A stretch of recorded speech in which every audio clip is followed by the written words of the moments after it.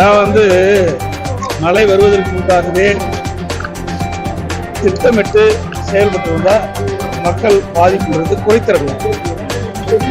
ஒவ்வொரு ஆண்டும் பருவமழை வருவதற்கு முன்பாகவே அரசு முன்னெச்சரிக்கை நடவடிக்கை எடுக்கப்பட்டது.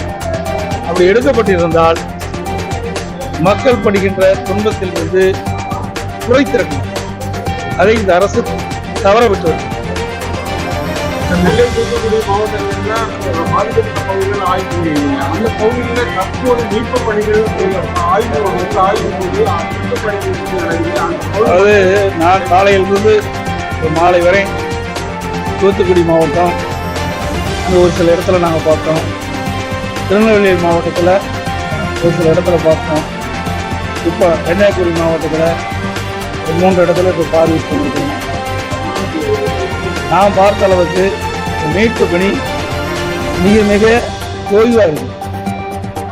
இப்பொழுதும் இனிமேலும் தூங்குவாங்க எனக்கு தெரியல. இது வரைக்கும் தூங்குதான் எனக்கு தெரியல, உங்களுக்கு தெரியுது எனக்கு தெரியல. காலையில் நான் தூத்துக்குடி பார்க்கும்போது, திருநெல்வேலி பார்க்கும்போது, திருநெல்வேலி மாவட்டத்தில் பார்க்கும்போது அங்கே எந்த ஒரு அதிகாரியும் வரவில்லை என்றுதான் பொதுமக்கள் தெரிவித்தாங்க. அது ஊடகத்திலையும் பத்திரிகையிலும் அவங்க அதை எடுத்தாங்க. அது மட்டும் இல்லாமல் 3 நாட்கள் உணவு இல்லாமல், குடிநீர் இல்லாமல், பால் இல்லாமல் குழந்தைகள்லாம் கஷ்டப்படுவதாக தெரிவித்தார்கள். அந்த முன்னேற்பாடு கூட இந்த அரசு செயல்படுத்தவில்லை.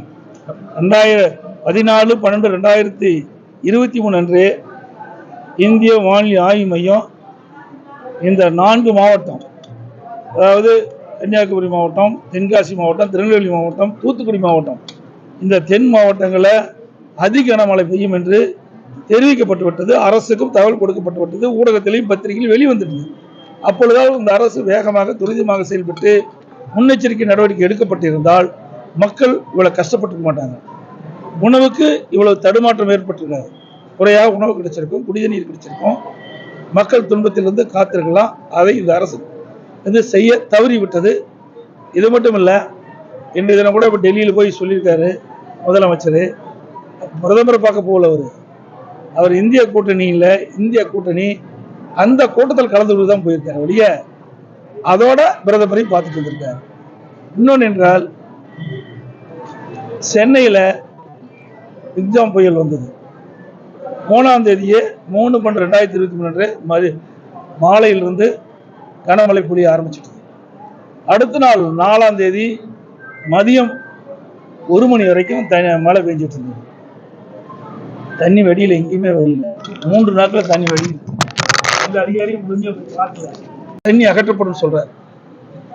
எந்த அதிகாரியும் ஆய்வு பணி மேற்கொள்ளவில்லை. எங்கேயும் போய் மக்களுக்கு தேவையான உதவிகளும் செய்யலை. அங்கேயும் குடிநீர் இல்லை, சாப்பிட்றதுக்கு சாப்பாடு இல்லை, குழந்தைகளுக்கு பால் இல்லை.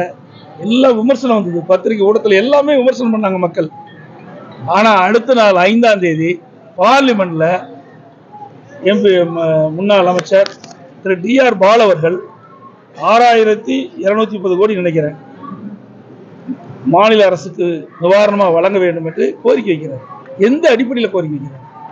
யாரும் ஆய்வு பணியும் மேற்கொள்ளல, சேத விவரமும் சேகரிக்கல. எந்தெந்த துறையில் எவ்வளவு சேதம் அப்படின்னு அதை கணக்கிட்டு அது முறையாக மத்திய அரசாங்கத்தை கொடுத்திருந்தா தான் நிதி பெற முடியும். அதையெல்லாம் விட்டுட்டு விளம்பரத்திற்காக ஏதோ திமுக நாடாளுமன்ற உறுப்பினர் நாடாளுமன்றத்தில் பேசுவதாக ஒரு விளம்பரப்படுத்துறதுக்கு தான் அவர் பேசியிருக்காரு ஒழிய முறையாக நிதி வேண்டும் என்று சொன்னால், மத்திய அரசிடம் பெற வேண்டும் என்று சொன்னால், மழை பெய்து முடிந்து எந்தெந்த துறையில் என்னென்ன சேதாரம் என்று கணக்கிட்டு அதை மத்திய அரசுக்கு அனுப்பிச்சு பெற்றிருந்தா நிதி கிடைக்கும். அதை விட்டு இவருடைய விளம்பரத்திற்காக தான் நாடாளுமன்றத்தில் பேசுறாங்களே ஒழிய மக்களுக்காக அல்ல. அதே மாதிரி இன்றைய முதலமைச்சர் தமிழ்நாட்டு மக்களுக்கு தேவையான நிவாரண நிதியை பெறுவதற்கு போய் பிரைம் மினிஸ்டர் பார்க்கல. அவர் இந்திய கூட்டணி கலந்துக்காக போனாரு. அதோட பிரைம் மினிஸ்டர் பார்த்து வந்திருக்காரு.